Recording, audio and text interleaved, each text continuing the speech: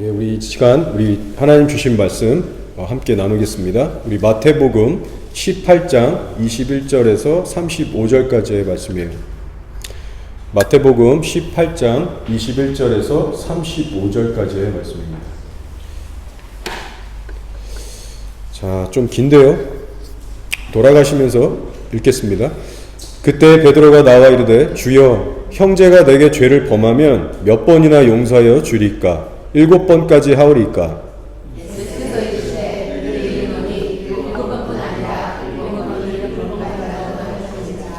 그러므로 천국은 그 종들과 결산하려 하던 어떤 임금과 같으니 갚을 것이 없는지라 주인이 명하여 그 몸과 아내와 자식들과 모든 소유를 다 팔아 갚게 하라 하니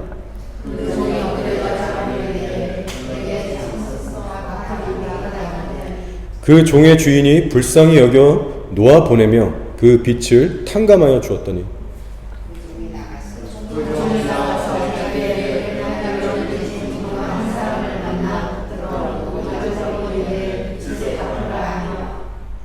그 동료가 29절 맞죠? 그 동료가 엎드려 간구하여 이르되 나에게 참아 주소서 갚으리이다 하되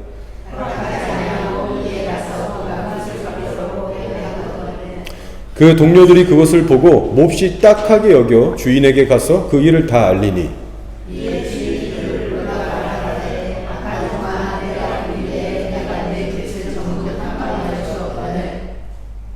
내가 너를 불쌍히 여김과 같이 너도 내 동료를 불쌍히 여김이 마땅하지 아니하냐 하고 아멘. 다 함께 읽겠습니다. 너희가 각각 마음으로부터 형제를 용서하지 아니하면 나의 하늘 아버지께서도 너희에게 이와 같이 하시리라. 아멘. 네, 오늘은 마음으로 용서하며 살라라는 주제로 나누겠습니다. 우리가 예수님을 한평생 믿고 살아가지만 마음에서부터 쉽게 잊어버리는 것이 있어요. 그것이 뭐냐면 나는 용서받은 큰 죄인이다 라는 사실입니다. 우리가 이 사실을 머리로는 알고 있지만 가슴속에서는 잊고 사는 때가 너무나 많아요. 자, 여기 있는 우리 성진 형제 형이 저랑 고등학교 때부터 좀 친한 친구였습니다.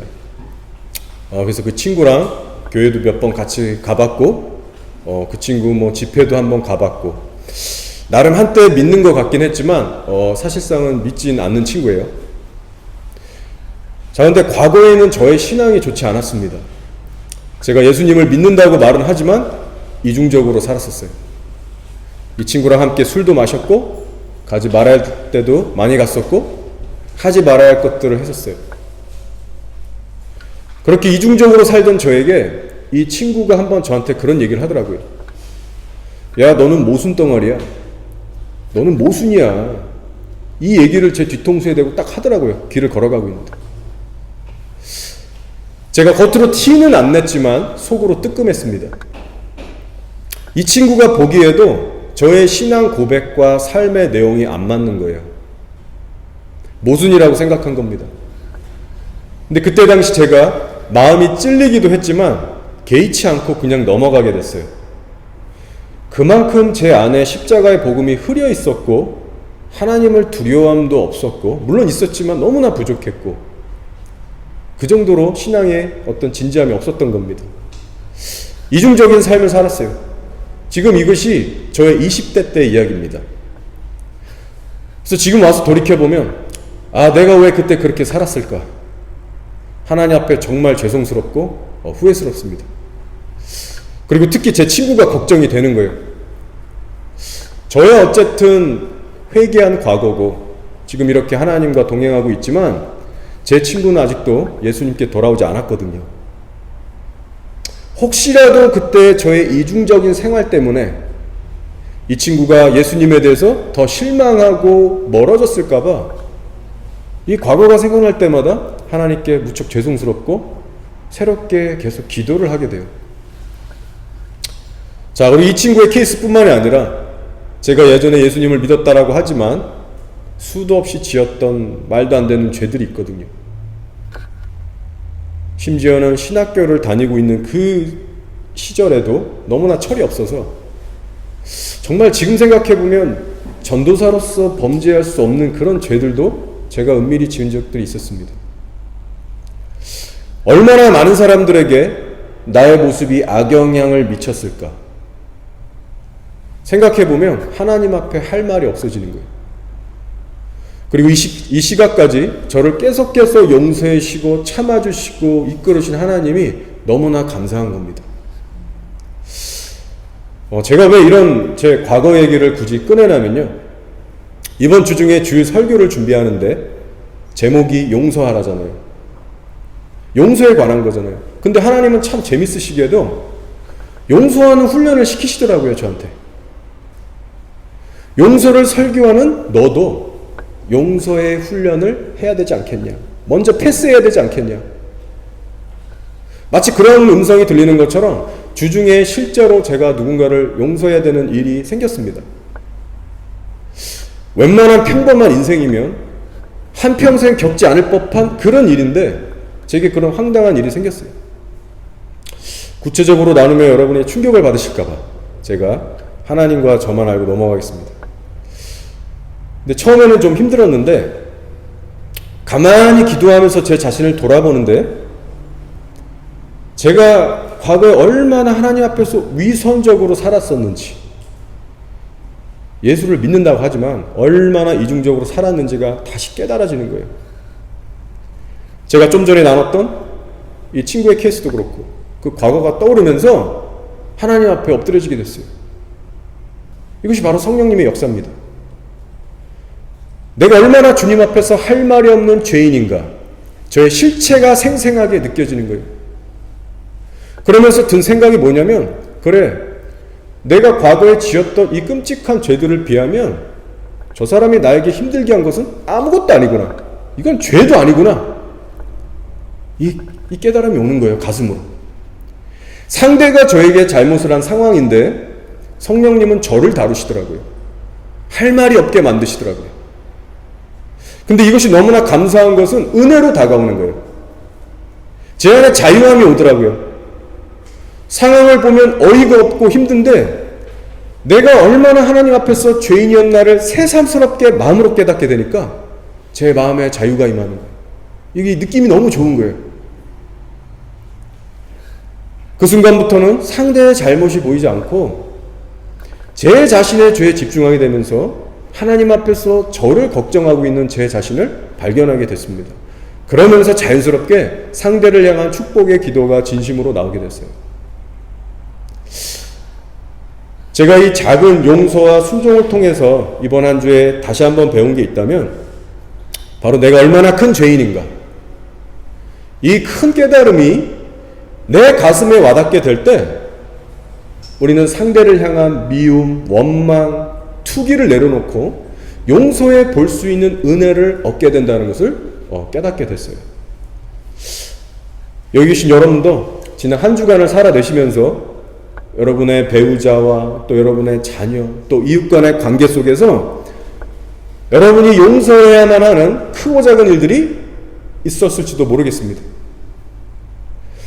어쩌면 이번 주에는 그런 일들이 없으셨다 할지라도 여러분의 과거를 거슬러 올라가시면 누구나 그런 사람들이 한두 명씩은 있을 수 있어요.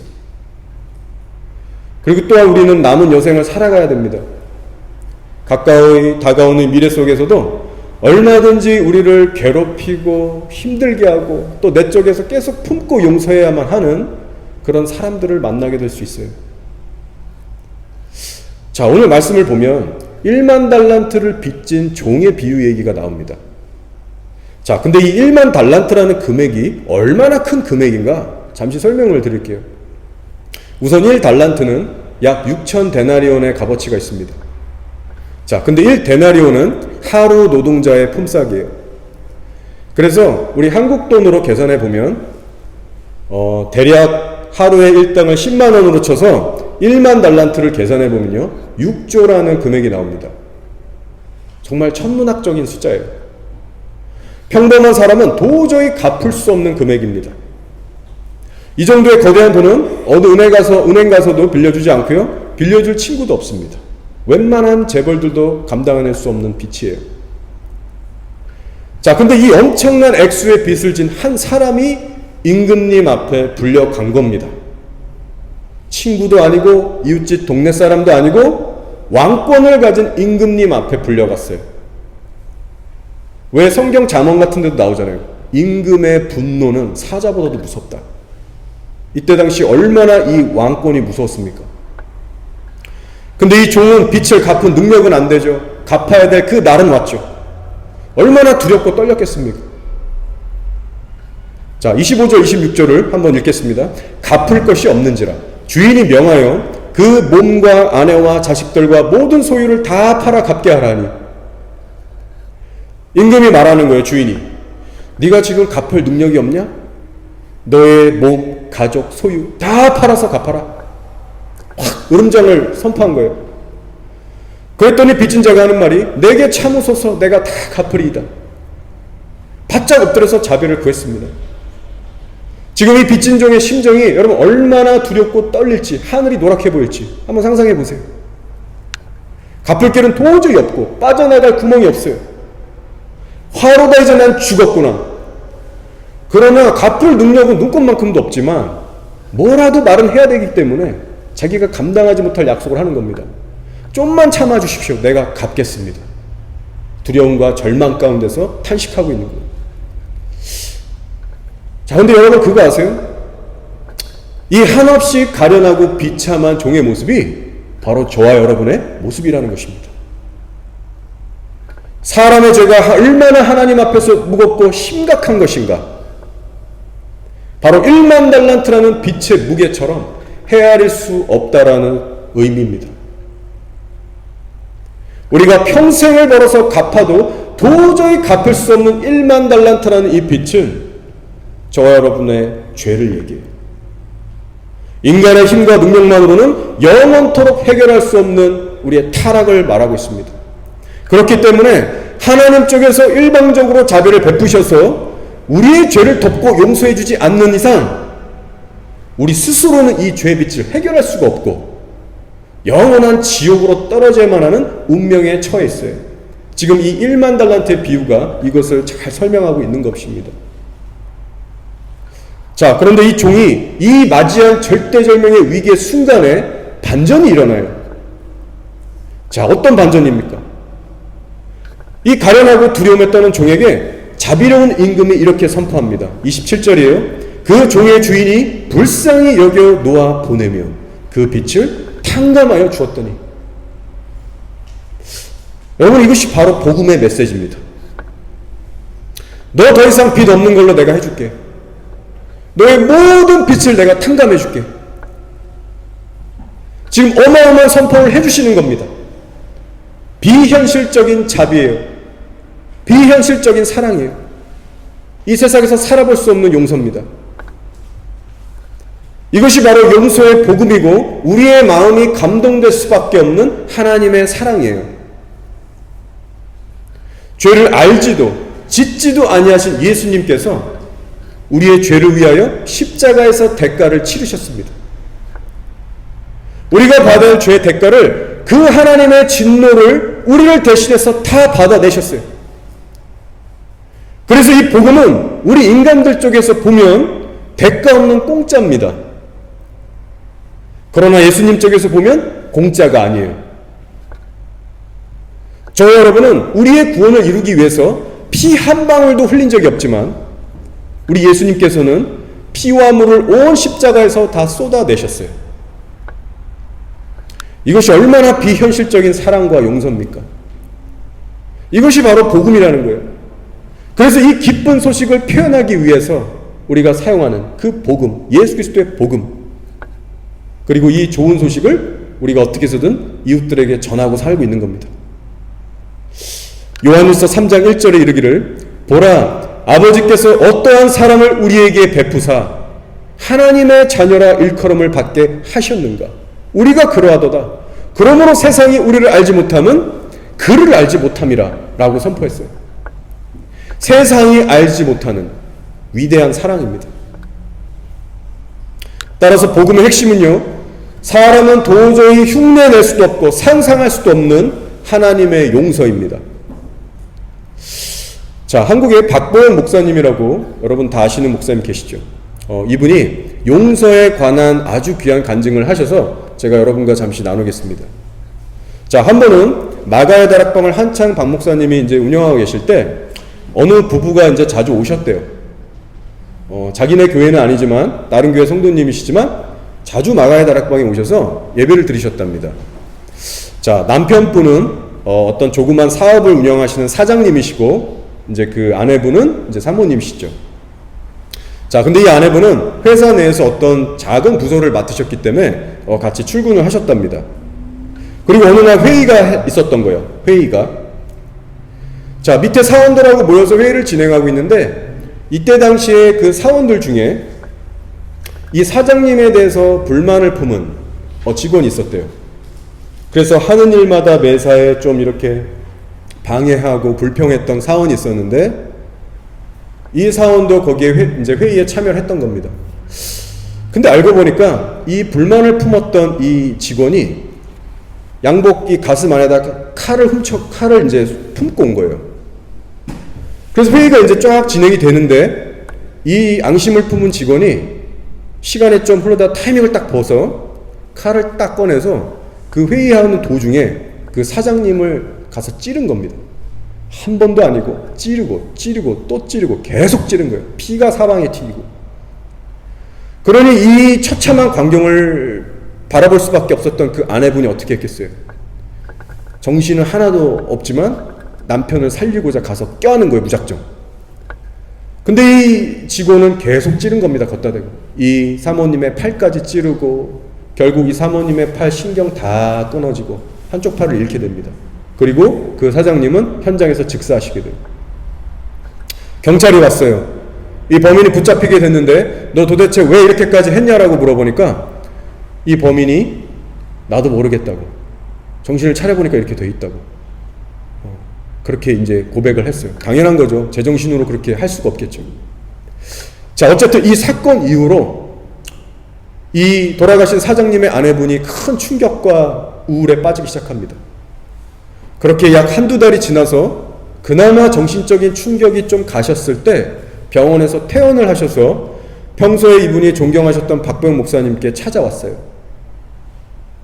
자, 근데 이 아내분의 팔을 보니까 신경이 다 끊어져서 한쪽 팔을 아예 영구적으로 못 쓰시게 된 겁니다. 자, 그치만 이 아내분이 남편의 장례식만큼은 꼭 가서 그 시신을 체크하고 싶다라고 하셔서 목사님하고 가서 그 험한 시신을 다 눈으로 체크하고 장례식을 마친 거예요.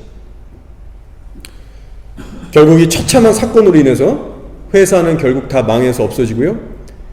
또 이 일로 인해서 생긴 그 많은 회사의 빚이 이 아내분에게 다 넘어갔답니다. 그러면서 이 아내분이 하시는 말씀이 나는 도저히 내 남편을 그렇게 죽인 이 범인을 용서할 수가 없습니다. 정말 죽여버리고 싶고 분노가 너무나 끓어오릅니다. 라고 목사님한테 그렇게 얘기를 했대요.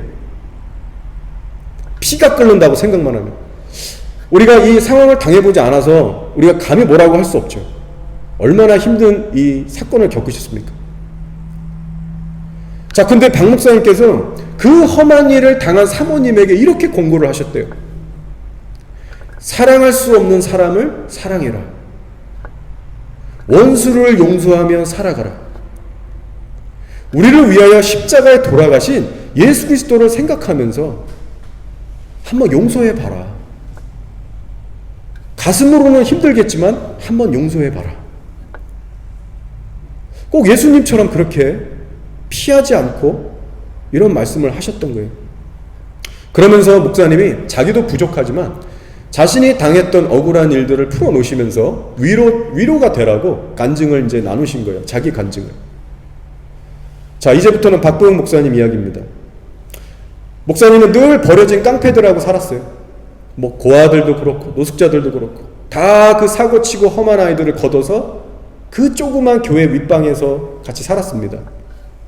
가슴으로 품고 함께 울어주면서 기도로 낳은, 마치 그 자식, 마음으로 낳은 자식과 같은 존재들이었어요.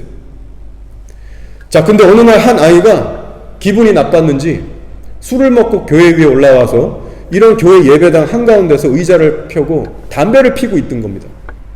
담배를 뻐끔뻐끔 예배당에서 피고 있는 거예요. 자, 근데 교회당만큼은 이 박 목사님에게 있어서는 생명보다 중요한 곳이라고 합니다. 당연한 거죠, 목사니까. 자기가 아무리 못 먹고 사람들한테 맞고 모욕을 당하는 것은 괜찮지만 하나님의 성전인 이 예배당만큼은 우리가 거룩하게 지켜야 되지 않느냐.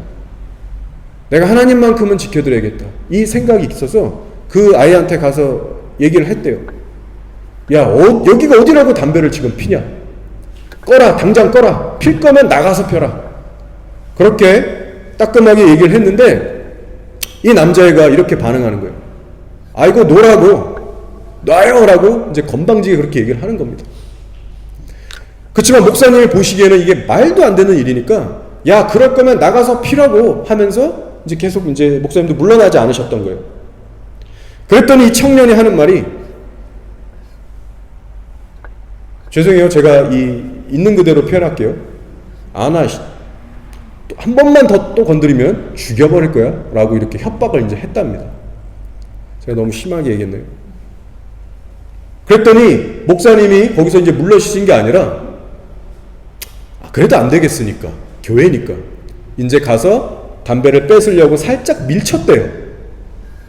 자, 근데 그 순간 갑자기 번쩍 하더니 주먹이 이제 얼굴에 날라오기 시작하는 겁니다. 그러니 이 아이가 담배를 비벼 꺼더니 죽여버리겠다라고 하면서 목사님을 이제 밟기 시작하는 거예요. 사정없이 발로 걷어차고 주먹으로 때리고 침 뱉고 욕하고 자기가 그 힘이 다 빠질 때까지 목사님을 아예 이제 구타한 거예요. 목사님 말로는 칼까지 찔렸다고 합니다. 칼로 몸에. 그래서 일어날 수가 없었대요. 목사님이 하시는 고백이, 몸도 맞아서 너무 몸 자체도 아프지만 목사님의 인격 자체가 말살당하는 느낌이 들었대요. 내가 부족하지만 그래도 여태까지 가슴으로 품고 지켜주고 마음으로 품은 자녀와 같은 앤데 그렇게 화난다고 자기를 그렇게 무참히 짓밟을 때 몸이 아픈 것보다 인격이 그냥 죽은 느낌이 들더래요. 그래서 목사님이 깨달았던 게, 사람이 이렇게 인격 자체가 죽을 수가 있구나. 이 정신적인 고통이 어마어마하구나. 이것을 그때 느끼셨다고 합니다. 그리고 이제 이 아이는 나가버린 거예요. 혼자서 그렇게 시간이 좀 지나서 이제 목사님이 정신을 차리고 일어나려고 했는데 몸이 안 일어나지더래요. 당연하죠. 그렇게 맞았으니까. 그래서 억지로 강대상까지 기어가서 겨우 앉으셨대요. 그래서 하나님께 이제 기도를 하려고 하는데 기도가 안 나오더래요. 뭐 거룩하신 주님, 이런 기도 나오지도 않고 입에서는 침이 질질질 흘러나오는데 닦을 힘도 없고 십자가만 멍하니 바라보면서 주여 주여 속으로 하고 있었대요. 그러고서 시간이 또 한참 지나서 안 되겠다 싶어서 화장실을 가야 되겠다 싶어서 기어서 또 화장실을 쫙 갔답니다. 그리고 나서 눈을 뜨고 겨우 거울을 보는데 기절 초풍하는 줄 알았대요. 두 눈이 다 부어서 떠지지도 않고 사방에 그냥 만신창이가 된 겁니다. 그러면서 드신 생각이 이거래요. 와, 이놈은 정말 죽일 놈이구나. 이런 놈은 살아서는 안 되는데 라는 이런 분노가 목사님 안에서 막 치솟아 올랐다는 겁니다. 자, 그리고 나서 이 사고가 있었던 날에 또 어떤 일이 있었냐면요, 이 아이가 목사님을 패고 나서 밖으로 나갔는데 홧김에 또 큰 사고를 친 겁니다. 그래서 시간이 좀 흐른 후에 이 친구가 평택구치소에 갇혔다라는, 구속됐다라는 그 소식이 이제 한 1, 2주 뒤에 박 목사님에게 이제 전해드려진 거예요. 전해온 거예요. 자, 그때 당시 박 목사님은 치료하기 위해서 몇 주 동안 아무도 만나지 않고 쉬면서 큰 상심과 절망 가운데 이제 빠져 있었을 텐데 이 아이가 이제 구속돼서 재판까지 간다는 얘기를 듣게 된 거예요. 그리고 그 이야기를 들은 그 밤부터 괴로워지기 시작했다라고 고백하십니다. 마음 한쪽에서는 그래, 나 같은 죄인은 맞아도 싸지. 하나님이 저 아이를 통해서 나를 훈련시키시는 거야. 나를 때리신 거야. 이런 마음이 들기도 하면서 다른 한쪽에서는 이놈만큼은 내가 그래도 용서하지 못하겠다. 이놈만큼은 도저히 내가 어떻게 해볼 수가 없겠다. 라는 분한 마음이 들더래요. 그렇게 씨름을 하시면서 기도를 하는데 결국은 시간이 흘러서 예수님과 같은 행동을 하기로 이분이 결단을 하십니다. 생각하시기를, 그래, 내가 하나님 만나기 전에 나의 과거를 생각해 보니까 나는 죽어도 싸, 나는 맞아도 싼 놈이야. 그러면서 하나님 앞에 고백하기를, 하나님 알겠습니다, 제가 이 아이 면회 갈게요, 찾아갈게요, 다시 또 품을게요. 그렇게 결단을 하셨어요. 그리고 다음 날이 돼서 아직도 멍이 들어서 막 푸석푸석하고 노란 그 얼굴기로 찾아갑니다. 근데 이 박 목사님도 인간인지라 가는 도중에도 이 싸움이 계속 있더래요. 내가 이렇게까지 예수를 믿어야 되나? 내가 이렇게까지 얘한테 해야 되겠나? 그 갈등 가운데 계속해서 싸우고 갔대요. 평택 구치소에 잘 도착했답니다. 면회를 신청했대요. 근데 거기는 면회장이 좁아서 뭐 칸막이에 이 플라스틱 아크릴 그 구멍이 뚫려져 있고 거기다 대고 이렇게 얘기하는 데인가 봐요. 그래서 2분씩만 겨우 면회를 할 수 있다고 합니다. 자, 그래서 신청까지 다 했어요. 이제 아이가 좀만 기다리면 나옵니다. 근데 그 짧은 순간에조차도 속에서 또 싸움이 일어나더래요. 아, 그냥 나 여기까지인가 보다. 그냥 지금 버스 타고 돌아가자. 또 한쪽에서는 아니야, 끝까지 참아야 돼. 끝까지 내가 싸워야 돼. 이 두 마음이 그 순간에조차도 막 격돌한 거예요. 그러다가 마침내 그 아이가 나왔습니다. 고동색의 죄수복을 입은 그 아이가 저기서 나오는데 이 친구가 박 목사님이 앉아있는 것을 보고 깜짝 놀라서 뒷걸음질 치더래요. 마치 힘이 다 빠져서 확 주저앉는 것처럼, 뭐 못 볼 거를 못 본 것처럼 그런 반응을 보이더래요. 목사님이 찾아올지 상상도 못했던 겁니다. 자기 부모도 이미 예전에 자기를 버렸고 자기를 찾아오는 친구들은 아무도 없는데 자기가 때려눕힌 박 목사님이 찾아오시니까 기절초풍한 거예요. 그때 목사님이 말씀하셨대요. 야, 빨리 일리 와라. 그 아크릴판에 대고. 야, 2분밖에 안 돼. 빨리 와라. 빨리 이 아크릴판에 귀를 대라. 그리고 그 아이가 순종했을 때 기도를 해주시더래요. 하나님, 이 아이가 믿음의 아이가 되게 해주세요. 빛의 자녀가 되게 해주십시오. 예수님께 쓰임받는 자가 되게 해주십시오. 이 아이의 마음을 치유해 주십시오. 이렇게 기도를 간절히 하고 있는데 반대편 쪽에서 갑자기 우는 소리가 들리더래요. 딱 기도를 멈추고 눈을 떠보니까 이 아이의 눈과 코에서 모든 눈물과 콧물들이 쏟아지는데, 이 목사님 말로는 이 아이는 이렇게 울 애가 아니에요. 아니래요, 원래. 워낙 터프한 애라서 손가락을 잘라도 눈물 한 방울 안 나올 그런 아이인데, 사람의 몸에서 이 정도로 물이 나올 수 있을까라는 생각이 들 정도로 그렇게 통곡을 하면서 울더래요. 그 아크릴판에 붙어서. 그리고 그 순간에 이 울고 있는 아이를 쳐다보고 있는 바로 그 순간에 목사님 안에 있던 그 분노, 배신감, 그 모든 악한 감정들이 순식간에 사라지더랍니다. 성령님이 역사하셨던 거예요. 말도 안 되는 평강과 자유함이 마음에 막 강물처럼 넘치더래요. 얼마나 감동적인 섬김입니까? 그래서 그 사장님을 잃으신 사모님에게 이 간증을 들려주시면서 그분을 위로하셨던 거예요. 그리고 결론은 이거예요. 성도님의 마음에 자유가, 기쁨이 오려면 가셔서 그 원수를 용서하셔야 합니다. 그리고 시간이 흘렀어요. 얼마 후에 이 사모님이 박 목사님을 찾아오십니다. 그리고 하시는 말씀은, 내 남편이 살아있을 때 정말 아끼던 성경책이 있었는데 밑줄을 치면서 읽었던 그 소중한 성경책을 내가 들고 그 남편을 죽인 범인을 찾아가서 그 성경책을 주고 자기가 용서했대요. 예수님 믿으라고, 축복하고 왔다고 하는 겁니다. 자기 인생을 송두리째 망치게 한 사람을 용서하고 복음을 전한 거예요. 그래서 이제 그것을 박 목사님께 보고한 겁니다.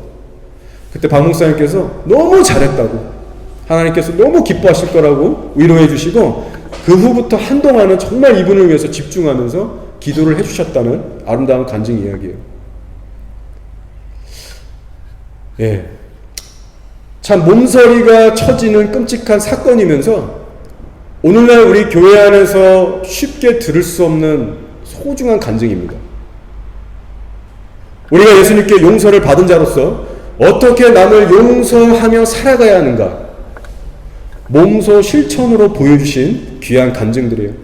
그래서 저는 이 간증을 들으면서 나라면 저런 상황에서 저렇게까지 할 수 있을까? 저분들이 믿는 예수가 내가 믿는 예수인데 나는 저렇게까지 할 수 있을까? 라는 심각한 질문과 도전을 던지게 됐습니다. 그러면서 가슴 한구석 속에서는 이런 생각도 드는 거예요. 저들이 당한 이 끔찍한 일들이 혹시 나한테도 벌어지면 어떡하지? 이런 말도 안 되는 생각이 들기도 하면서 다른 한구석에서는 설사 그렇다 할지라도 나도 저들처럼 용서할 수 있어야 하겠는데 라는 비장한 각오와 도전이 드는 거예요. 아마 여러분들도 이 간증을 들으시면서 비슷한 도전과 생각들을 하고 계실 겁니다. 그래서 저는 이 위대한 간증들을 보면서 제가 간절히 더 붙잡고 의지하게 되는 것이 있다면 그것이 뭐냐면 바로 복음 안에 있는 용서의 은혜입니다. 박보영 목사님이 아무리 대단할지라도, 그 사모님이 믿음이 아무리 귀할지라도 이게 사람의 힘만으로 되는 게 아니잖아요. 나의 의, 나의 열심, 나의 의지만으로는 이런 유의 용서를 할 수 없어요. 불가능합니다. 이들이 이토록 억울한 일을 당했지만 무엇이 이들로 하여금 그 원수를 찾아가서 용서하고 품게 하였는가? 과연 이것이 사람의 결단과 의지와 힘만으로 가능할까? 저는 그렇지 않다고 생각해요. 오직 예수 그리스도의 크신 용서하심과 사랑의 은혜가 성령을 통하여 우리 안에 역사되고 우리를 붙들지 않는 이상 이런 용서는 불가능합니다. 물론 예수 믿는다고 누구나가 다 이런 용서를 할 수 있는 것은 아니지만 역시 마찬가지로 예수 그리스도의 도우심 없이는 누구도 할 수 없는 용서라는 것이죠. 저도 한없이 연약한 제 자신을 보면서 결국 하나님께 기도로 심게 됐어요. 주님, 나도 저렇게 이웃을 용서하며 살아가게 해주십시오. 사랑할 수 없는 것을 사랑할 수 있게 해주십시오. 비장한 마음이 들게 됐습니다. 여러분, 이 시간 우리 가슴속에 분명한 복음의 메시지를 새기길 원합니다. 바로 복음의 부르심은 다툼과 복수가 아니라 용서라는 사실이에요. 자, 오늘 21절, 22절 말씀을 통해서 예수님은 너희가 서로 용서하며 살라고 이렇게 명령하십니다. 그때 베드로가 나와 이르되 주여, 형제가 내게 죄를 범하면 몇 번이나 용서해 주리까? 7번까지 하리까? 예수께서 이르시되 내게 이르노니 7번뿐만 아니라 7번을 70번까지도 할지니라. 여기에 나온 숫자 7은 완전수입니다. 7번씩 70번씩까지 용서하라는 말은 무제한으로 용서하라는 뜻입니다. 그리고 우리가 눈여겨봐야 할 것은 지금 예수님께서는 부탁하시는 것이 아니라 명령하고 계신다는 사실에 주목해야 합니다. 웬만하면 너희들 서로 용서하며 살아가라? 이것이 아니고 용서해라라고 명령하고 계세요. 그리고 이것이 명령적인 이유는 당연한 겁니다. 왜냐? 저 여러분은 하나님의 용서가 절실히 필요했던 극악무도한 죄인이었기 때문에, 용서를 이미 받은 죄인이기 때문에 너희도 마땅히 용서하며 살아야 한다. 단호하고 엄중하게 말씀하시는 거예요. 이 용서하라는 명령이 지금 얼마나 엄중하고 엄격한가에 대해서 오늘 비유에서 계속 이렇게 설명합니다. 자, 이 1만 달란트 빚진 종이 자신은 용서를 받아서 기뻐하면서 나갔어요. 자, 근데 그 뒤에 어떤 악한 일을 했습니까? 자기에게 아주 소량의 돈을 빌린 사람을 용서하지 않는 겁니다. 자비가 없이 그냥 막 때려잡고 감옥에 쳐넣었어요. 자기는 6조라는 어마어마한 돈을 탕감받았는데 고작 그 얼마 안 되는 데나리온, 약 오늘날의 값어치로 600만 원 정도 하거든요. 600만 원을 갚지 못한 사람을 용서하지 못했어요. 끝까지 갚으라고 협박하면서 감옥에 넣었어요. 여러분, 이게 무슨 일이 일어난 겁니까? 바로 이 악한 종은요, 회개에 합당한 열매를 맺지 못한 겁니다. 하나님의 구원하심의 은혜는 받았지만 은혜에 합당한 열매를 못 맺었어요. 그래서 이 악한 종의 행실이 임금님의 귀에 들어갑니다. 자, 성경 말씀에 이르기를 이에 주인이 그를 불러다가 말하되 악한 종아, 내가 빌기에 내가 내 빚을 전부 탕감하여 주었거늘 내가 너를 불쌍히 여김과 같이 너도 내 동료를 불쌍히 여김이 마땅하지 아니하냐고. 주인이 어떻게 해요? 노하여 그 빚을 다 갚도록 그를 옥졸들에게 넘기니라. 그리고 이 비유 마지막에 예수님이 이렇게 마지막 결론을 내시죠. 너희가 각각 마음으로부터 형제를 용서하지 아니하면 나의 하늘 아버지께서도 너희에게 이와 같이 하시리라. 여러분, 지금 이 말씀이 정확히 무슨 뜻을 의미하는지 정확히 아셔야 합니다. 1만 달란트를 탕감받았던 이 종은 다시 옥졸들에게 끌려서 옥에 갇히게 됩니다. 빚을 다 갚을 때까지 옥살이를 해야만 했어요. 이것은 영원히 옥살이를 했다는 말입니다. 이것이 오늘날 무슨 의미예요? 하나님께 용서받은 것이 다시 취소됐다는 겁니다. 하나님께 용서받고 받은 나의 구원이 취소됐다라는 말이에요. 지옥의 심판을 받았다는 겁니다. 여러분, 구원받은 성도의 삶에 있어서 용서라는 것이 이렇게 중요해요. 그러면서 하시는 말씀은 너희가 각각 마음으로부터 형제를 용서하지 아니하면 하나님 아버지께서도 똑같이 갚아주시겠다. 조건부로 말씀하시는 겁니다. 하나님께 먼저 용서받은 너희가 남을 용서하지 않고 미워하고 다투고 복수하고 살면 하나님께서도 너를 용서하지 않으실 것이다. 너가 남에게 자비를 베풀며 용서하지 아니하면 나 또한 너에서 자비를 걷어갈 것이다. 천국행에서 지옥행으로 떨어질 수 있다. 두려운 경고의 말씀입니다. 그리고 이 말을 오늘날의 신학적인 전문적인 용어로 표현하면 이런 거예요. 너가 아무리 의인이 됐다라고 하는 법적인 칭의를 받았지만 이 법적인 칭의를 받고 네 삶에 돌아가서 하나님과의 관계적인 측면에서 너의 할 바를 하지 않으면, 즉 맨날 싸우고 미워하고 용서하지 않고 분노하면서 살면 법적인 칭의가 캔슬될 것이다 라는 말입니다. 자, 이와 같은 동일한 메시지를 예수님께서 주기도문에서도 우리에게 가르치고 계세요. 마태복음 6장 14, 15절 제가 읽어드리겠습니다. 너희가 사람의 잘못을 용서하면 너희 하늘 아버지께서도 너희 잘못을 용서하시려니와, 조건부예요. 너희가 사람의 잘못을 용서하지 아니하면 너희 아버지께서도 너희 잘못을 용서하지 아니하시리라. 오늘날 수많은 기독교인들이 밥 먹듯이 주문처럼 외우는 주기도문이에요. 그러나 이 말씀 속에는 복음의 은혜만 담겨져 있는 것이 아니라 이러한 경고의 말씀도 들어있습니다. 말씀이 말씀을 풀어요. 서로 충돌하지 않습니다. 여러분, 성경이 경고하는 바를 꼭 기억하시기 바랍니다. 우리가 남을 용서하는 일은 우리 영혼의 구원과 연관이 있습니다. 그래서 우리가 남을 용서하는 일은 옵션이 아니라 반드시 해야 하는 일이라고 성경은 이곳저곳에서 가르치고 있어요. 이것이 바로 복음 안에 담겨져 있는 엄중한 경고의 한 면입니다. 그래서 우리가 오늘 살펴본 1만 달란트의 비유에는요, 죄인을 용서하신다는 은혜로운 메시지도 담겨져 있지만 마지막의 결론은 경고의 메시지로 끝납니다. 이 한 빚진 종이 희비를 겪은 거예요. 죽었다가 살아났다가 죽게 된 사건입니다. 너희가 복음의 용서를 누렸느냐? 그렇다면 너희도 용서하며 살아라. 복음의 은혜만 누리지 말고 은혜에 합당한 열매를 맺어라. 이것이 의로운 재판장이신 하나님 아버지께서 오늘날 교회들에게 주시고자 하는 메시지예요. 자, 이제 말씀을 정리하겠습니다. 성경의 모든 말씀은 어느 것 하나 뺄 것 없는 생명의 말씀입니다. 그렇기 때문에 사람이 하나님의 말씀을 순종하기만 한다면 사람의 영혼에 기쁨과 영생을 주세요. 자유함을 주세요.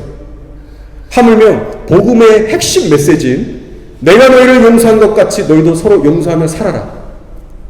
우리가 이 계명을 지키고 살아간다면 우리 영혼에 얼마나 큰 평안과 자유함을 주시겠습니까? 너희가 마음으로부터 남을 용서하고 살아야 한다. 우리가 인간적으로 이것을 얼핏 들으면 한없이 부담되고 싫어요. 그러나 우리가 이 말씀을 지키고 산다면 하나님께서는 생명과 자유함을 주십니다. 저도 개인적으로 용서에 관한 수많은 간증들을 들어봤지만 단 한 사람도 내가 저 원수를 용서했더니 내 마음이 눌리더라, 내가 저 원수를 용서했더니 내 마음이 더 무겁고 힘들어지더라, 라고 얘기한 사람은 단 한 번도 내가 듣지 못했습니다. 오히려 그 원수를 용서했던 사람들의 동일한 반응은 내가 용서했더니 내 마음에 평안을 주시네? 내 마음에 기쁨이 오네? 라는 동일한 반응들이었어요. 여러분, 그 이유가 무엇입니까? 바로 이 배후에는 성령 하나님의 역사가 있기 때문입니다. 동일한 하나님 아버지가 역사하시기 때문에 그래요. 나를 용서해 주신 예수님께서 내가 그 사람을 용서할 수 있도록 은혜로 도우시고, 내가 실제로 순종해서 용서했을 때 예수님이 잘했다라고 칭찬해 주시면서 나를 위로해 주시고 나의 마음을 치유해 주시는 거예요. 우리가 우리 안에 계신 성령님을 의지해서 용서하며 살아만 간다면 성령님께서는 반드시 우리의 상한 심령을 치유해 주십니다. 인간의 한계를 뛰어넘는 능력으로 우리를 이끌고 가세요. 사랑하는 여러분, 여러분 안에 아직도 누군가에 대한 미움이, 원망이, 용서하지 못하는 마음이 있다면 이제는 그들을 용서하고 품으시기를 축원드립니다. 그리고 앞으로도 계속해서 용서하고 또 용서하셔서 하나님이 여러분에게 주신 그 귀한 생명의 은혜를 꼭 지켜내시는 저 여러분이 되기를 예수 그리스도의 이름으로 축원합니다. 아멘. 이 시간 우리 다 같이 한번 기도드리겠습니다.